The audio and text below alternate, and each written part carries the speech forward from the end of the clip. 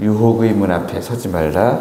이런 제목으로 함께 하나님의 말씀 나누겠습니다. 큰 불이 났을 때, 특히 큰 산불이 났을 때 용감한 소방관이 있고요, 유능한 소방관이 있습니다. 용감한 소방관은 불길을 두려워하지 않고 불길 한가운데로 뛰어들어서 막 불을 끄는 것을 아마 우리가 생각할 것 같습니다. 다른 모습을 강조하려는 게 아니라 그가 얼마나 용기 있는지를 우리가 이제 생각한다는 거죠. 우리가 생각할 때에 용감한 소방관이라면 불길을 무서워하지 않고 한가운데 뛰어들어서 불길을 제압하겠구나. 그런데 산불이라는 게 한가운데 뛰어들어서 제압할 수 있는 게 아니잖아요. 그래서 유능한 소방관은 어떻게 하냐면 불길의 한가운데로 뛰어드는 것이 아니라 불이 아직 번지지 않은 곳, 그곳에 미리 땅을 파고 나무를 베어내고 방화선을 만든다고 합니다. 그래서 불길이 더 넘어가지 않도록 그렇게 만든 다음에 불을 제압해 가는 것이죠. 가장 지혜로운 싸움은 정면으로 맞서는 싸움이 아니라 위험이 내게 미치지 못하도록 미리 거리를 두는 싸움, 그 싸움이 아마 지혜로운 싸움이다 라고 하는 것을 우리에게 보여주는 것입니다. 우리의 영적인 싸움도 이와 똑같습니다. 우리는 죄의 유혹으로부터 미리 멀리 도망가는 것이 중요합니다. 왜 그래야 되느냐? 죄는 반드시 우리에게 값비싼 청구서를 들이밀기 때문에 그렇습니다. 처음에는 우리가 죄를 짓는지도 모르고 그저 조금씩 즐기고 이익을 탐하고 편안함을 즐겼는데 나중에 가서 보니까 그 청구서가 내가 감당할 수 없을 정도인 것입니다. 오늘 9절부터 14절까지는 그 끔찍한 죄가 내미는 청구서를 우리에게 보여주고 있습니다. 9절 말씀에 보니까요, 두렵건대 너의 존영이 남에게 잃어버리게 되며 라고 기록하고 있습니다. 우리의 수한도 다 뺏기는 것이죠. 그리고 나서 땀 흘려 모은 모든 재물도 다 사라지는 것입니다. 10절 말씀에 보니까 타인이 너의 재물로 충족하게 되며 너의 수고하는 것이 우리 집에 있어야 되는데 다른 사람의 집에 있게 되는 일이 발생하는 것입니다. 그리고 나서 11절 말씀에 보니까 마지막에 이르러서는 어떻게 됩니까? 우리의 육체가 쇠약할 때에 우리가 한탄하며 후회하게 되는 일들이 발생하는 것입니다. 마지막에 내가 왜 그때 그 훈계를 싫어하고 왜 그렇게 하나님의 말씀대로 순종하지 않았는지, 왜 지혜롭게 행동하지 않았는지, 그렇게 나중에 가서야 돌이킬 수 없는 후회를 모든 사람들 앞에서 하게 된다라고 하는 거예요. 그런데 이 후회는요, 회개랑 다른 거예요. 그냥 내가 하나님 앞에서 하나님 내가 잘못했습니다 하고 회개하며 돌이키는 것과는 완전 다른 겁니다.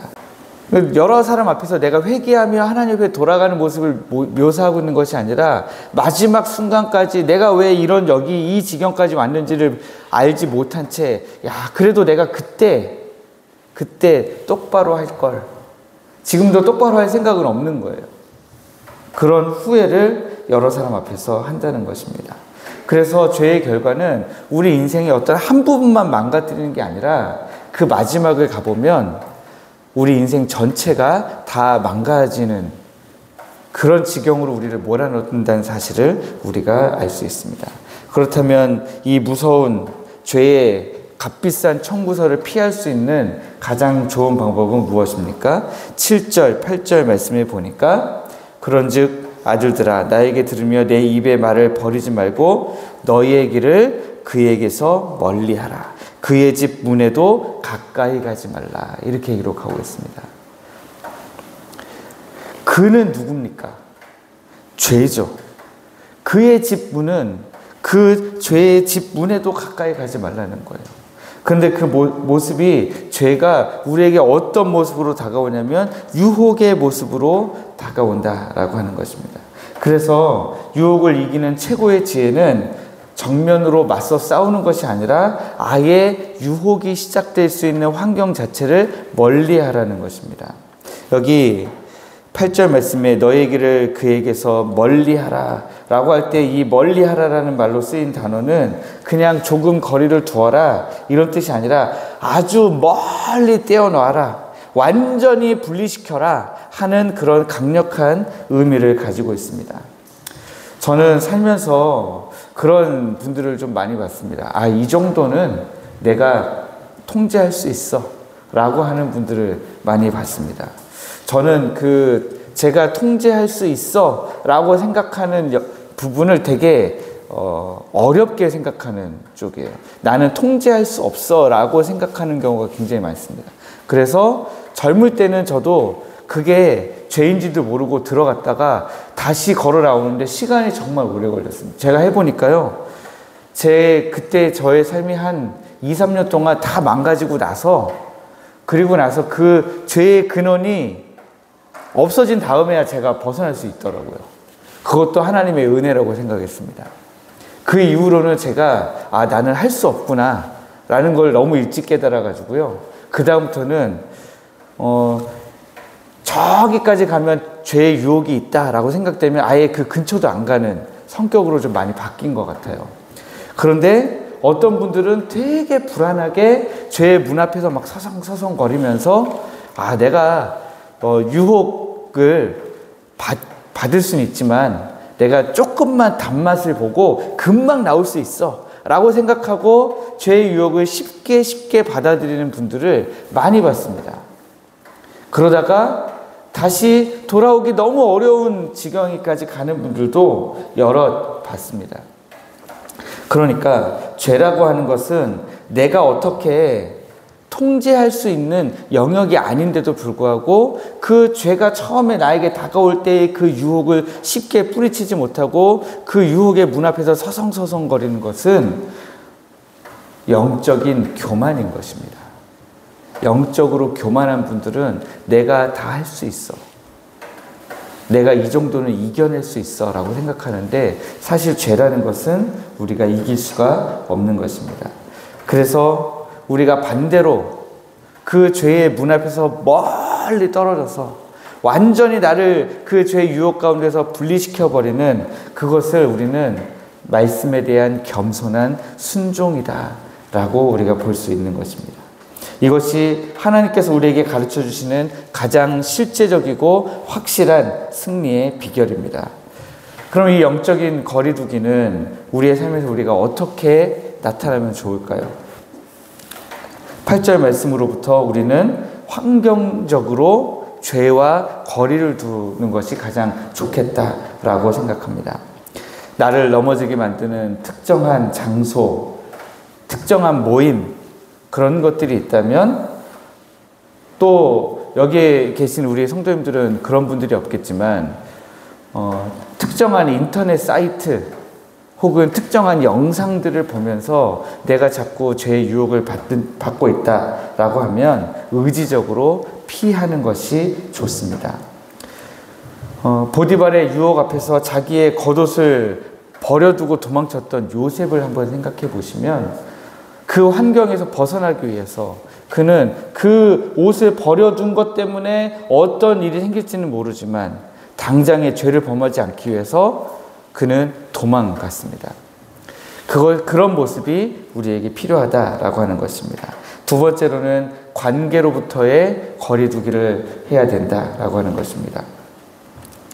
디모데후서 2장 22절에 보면 사도 바울이 영적인 아들 디모데에게 또한 너는 청년의 정욕을 피하라 그렇게 권면했습니다.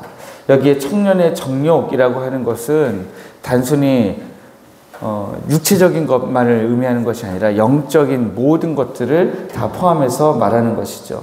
다시 말해서 하나님과 나 사이에 끼어들어서 하나님을 향한 나의 사랑이 구부러져서 다른 것들을 사랑하게 만드는 그런 요소들이 있다면, 그 하나님과 나 사이의 관계에 끼어드는 것들이 있다면 그런 요소들을 단호하게 멀리하고 피해야 된다라고 하는 것입니다. 이 새벽에 우리가 한번 기도하는 가운데 점검해 봤으면 좋겠습니다. 하나님, 나는 지금 어떤 유혹의 문 앞에서 서성거리고 있습니까? 저는 제 스스로 제가 많은 유혹의 문 앞에서 멀어져 있다고 생각하는 사람 중에 한 사람인데, 그럼에도 불구하고 하나님께서 제 안에 그럼에도 불구하고 네가 이런 부분에서 유혹의 문 앞에 서성거리고 있지 않니? 라고 저도 아마 하나님이 말씀하실 것 같아요. 저도 모르는 제가 다가갔던 그런 요소들이 있다면 하나님 앞에서 다시 한번 돌이켜 봐야 되겠죠. 나는 이번 한 번은 괜찮겠지. 나는 괜찮겠지. 라고 생각하는 것. 나는 유혹에 빠질 만큼 약하지 않아. 라고 생각하는 그런 모든 요소들이, 그런 자기 합리화가 우리 안에 자리 잡고 있지는 않았는지. 다른 사람은 몰라도 나는 그렇지 않아. 라는 생각 자체가 이미 유혹의 문 앞에 있는 것이죠. 그래서 기도하는 가운데 여러분들이 오늘 거룩한 방화선을 구축하시는 은혜가 있기를 주님의 이름으로 축복합니다. 여러분들 한 사람 한 사람이 여러분의 영적인 유능한 소방관이 되셔서 이제 죄가 더 이상 우리 삶에 밀려 들어오지 못하도록 좀 한 걸음 물러서서 땅을 깊게 팔고 나무들을 베어내고 죄를 저지할 수 있는 저지선을 만드시면서 오늘 이 새벽에 하나님의 은혜를 누리시기를 주님의 이름으로 축복합니다.